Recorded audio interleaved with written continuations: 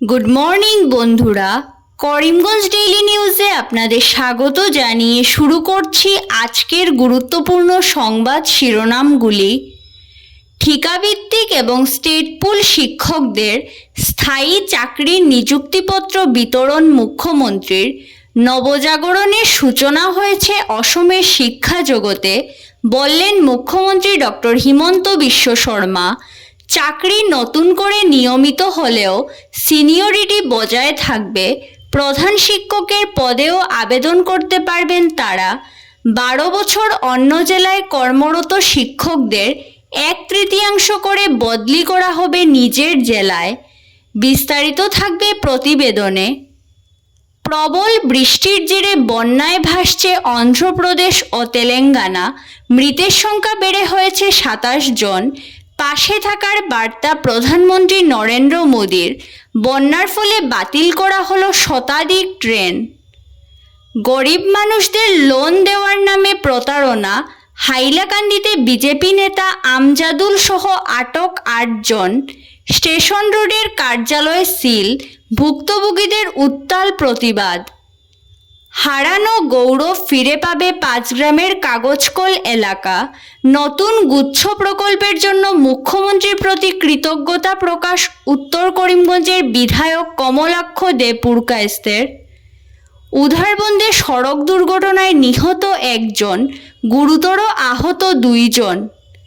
কাঠিগড়ায় আটক রোহিঙ্গা যুবক বাংলাদেশ থেকে অবৈধভাবে প্রবেশ।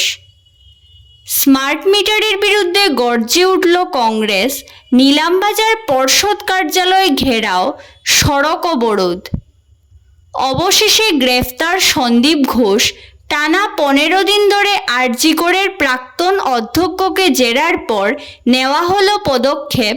সিবিআই জালে আরও 3 জন। ভোটের আগে জঙ্গি হামলায় উত্তপ্ত জম্মু কাশ্মীর। গুরুতর আহত 1 জওয়ান।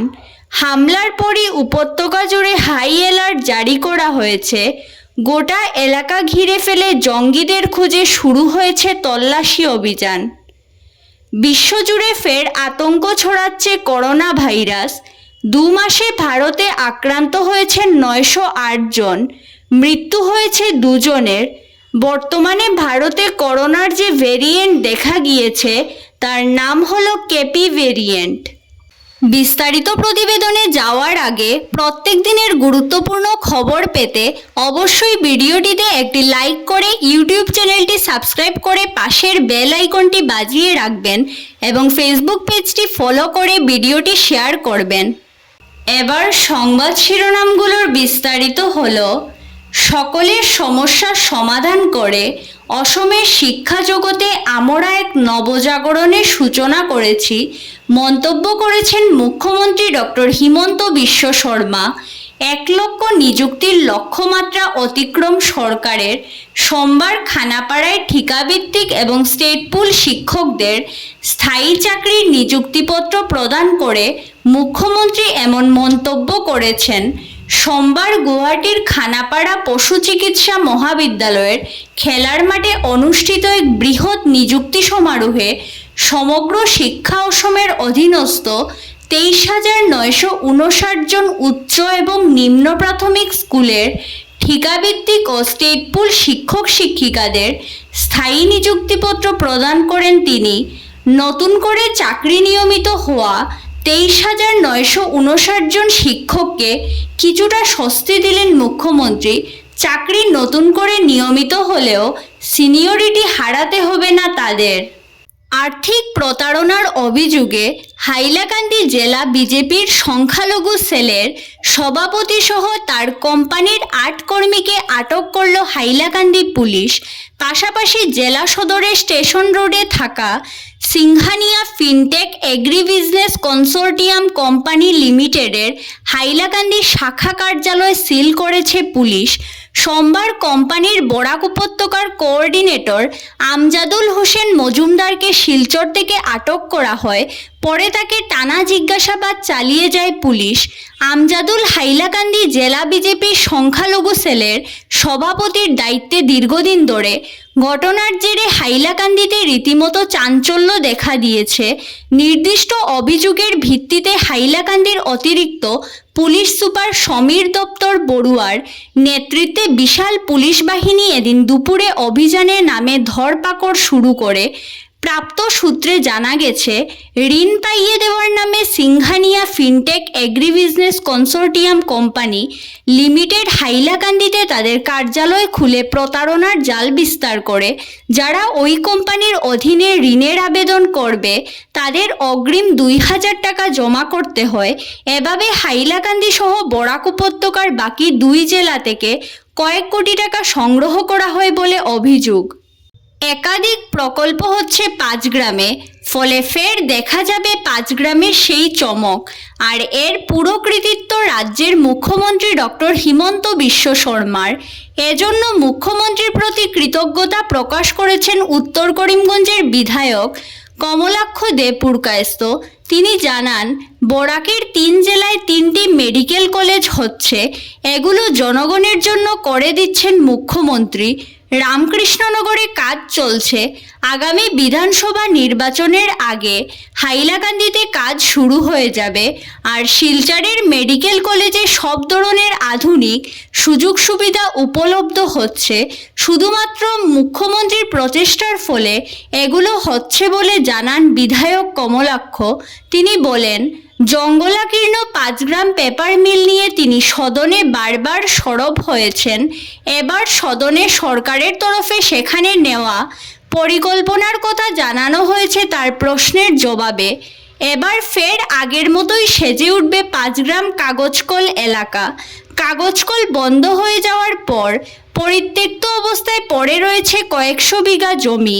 কাগজকলের অফিস কর্মীদের কোয়ার্টার ধ্বংসের পথে, জঙ্গলে ভরে গেছে বিশাল এলাকা। তবে রাজ্যের বিজেপি সরকারের তৎপরতায় ফের হারানো গৌরব ফিরে পাবে কাগজকল এলাকা। প্রবল বৃষ্টির জেরে বন্যায় ভাসছে অন্ধ্রপ্রদেশ ও তেলেঙ্গানা। 2 রাজ্যের একাধিক এলাকা জলের নিচে চলে গিয়েছে। মৃতের সংখ্যা বেড়ে হয়েছে 27 জন। দুর্যোগের জেরে বাতিল করা হয়েছে শতাধিক ট্রেন। পরিস্থিতি জানতে 2 রাজ্যের মুখ্যমন্ত্রীর সঙ্গে ফোনে কথা বলেছেন প্রধানমন্ত্রী নরেন্দ্র মোদী। কেন্দ্রের তরফে সমস্ত রকম সাহায্যের আশ্বাস দিয়েছেন প্রধানমন্ত্রী। ইতিমধ্যেই ত্রাণ ও উদ্ধার কাজে মোতায়েন করা হয়েছে জাতীয় দুর্যোগ মোকাবিলা বাহিনীর 12টি দল। তবে পরিস্থিতি বেগতিক বুঝে আরও 14টি দল মোতায়েন করার সিদ্ধান্ত নিয়েছে সরকার। এই 14টি দলের মধ্যে 8টি দলকে দেশের বিভিন্ন স্থান থেকে এয়ারলিফট করে নিয়ে আসা হবে। খোলা হয়েছে বিশেষ ত্রাণ শিবির। অন্যদিকে বেশ কিছু জায়গায় ধস নামারও খবর সামনে এসেছে। এক নাগাড়ে বৃষ্টি হওয়ায় জলমগ্ন একাধিক রেল লাইন। সে কারণে 140টি ট্রেন বাতিল করা হয়েছে। সেই সঙ্গে 97টি ট্রেনের গতিপথে পরিবর্তন আনা হয়েছে। উধারবন্দে সড়ক দুর্ঘটনায় মৃত্যু হলো এক যুবকের, সেই সঙ্গে আহত হয়েছেন আরও 2 জন।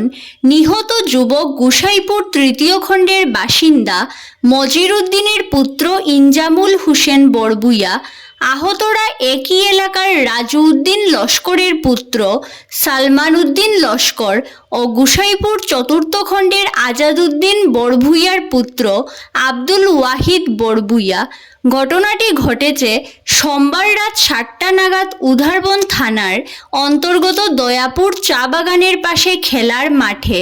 জানা গেছে, সোমবার রাত 7টা নাগাদ একটি অটোরিকশা নিয়ে উধারবন থেকে মাঝারগ্রাম যাওয়ার পথে দয়াপুর চা বাগানের পাশে অটোরিকশাটি নিয়ন্ত্রণ হারিয়ে উল্টে যায়। এতে আহত হন 3 জন। খবর পেয়ে দলবল নিয়ে ঘটনাস্থলে ছুটে যান উধারবন থানার ওসি হাউকাম চেংশান। পরে পুলিশ আহতদের উদ্ধার করে উধারবন প্রাথমিক স্বাস্থ্যকেন্দ্রে নিয়ে যায়, কিন্তু সেখানে আহতদের অবস্থা সংকটজনক থাকায় তাদের শিলচর মেডিকেল কলেজ ও হাসপাতালে পাঠানো হয়। যদিও শেষ রক্ষা হয়নি ইনজামুলের। মেডিকেলে পৌঁছানোর পর তাকে মৃত বলে ঘোষণা করেন চিকিৎসকরা। জাতীয় সড়ক অবরোধ, পুলিশের সঙ্গে ধস্তাধস্তি, রাজ্য সরকারের বিরুদ্ধে স্লোগান ইত্যাদিতে উত্তাল হয়ে উঠল নিলামবাজার। স্মার্ট মিটার প্রতিস্থাপনের বিরুদ্ধে নিলামবাজার বিদ্যুৎ পর্ষদ কার্যালয়ে ঘেরাওর পাশাপাশি ধর্ণা কর্মসূচি পালন করে কংগ্রেস। আর করিমগঞ্জে একটিও স্মার্ট মিটার লাগালে পরিণাম ভয়ঙ্কর হবে বলে বিভাগীয় কর্তৃপক্ষকে হুঁশিয়ারি দিলেন কংগ্রেস নেতারা। দক্ষিণ করিমগঞ্জ ব্লক কংগ্রেসের উদ্যোগে সোমবার সকাল 11টা নাগাদ নিলামবাজারে বিদ্যুৎ পর্ষদ কার্যালয়ে ঘেরাও উপলক্ষে এক বড়সড় প্রতিবাদী কর্মসূচি পালন করা হয়। এদিন জেলা কংগ্রেস, ব্লক কংগ্রেস, যুব কংগ্রেস, মহিলা কংগ্রেস, মণ্ডল কংগ্রেসের বিশাল সংখ্যক কর্মী ছাড়াও কৃষক মুক্তি সংগ্রাম সমিতি সহ সাধারণ গ্রাহকরা প্রথমে ব্লক কংগ্রেসের অস্থায়ী কার্যালয়ের সামনে জড়ো হন। সেখান থেকে হাতে হাতে প্লেকার্ড নিয়ে বিশাল প্রতিবাদী মিছিল বের হয়ে অসম ত্রিপুরা জাতীয় সড়কে বিভিন্ন এলাকা পরিক্রমা করে দীর্ঘ মিছিল সোজা নিলামবাজার বিদ্যুৎ পর্ষদ কার্যালয়ের ভেতরে প্রবেশ করার চেষ্টা করলে পুলিশ সেখানে ব্যারিকেড বসিয়ে আটকে দেয় আন্দোলনকারীদের। তখন পুলিশের সঙ্গে একপ্রস্থ ধস্তাধস্তিও হয় কংগ্রেসীদের। পরে জাতীয় সড়কে অবরোধ গড়ে তোলেন বিশাল সংখ্যক কংগ্রেস কর্মী। ধন্যবাদ সবাইকে। আরও নতুন নতুন খবর পেতে করিমগঞ্জ ডেইলি নিউজ পেজটিকে ফলো করে সঙ্গে থাকুন।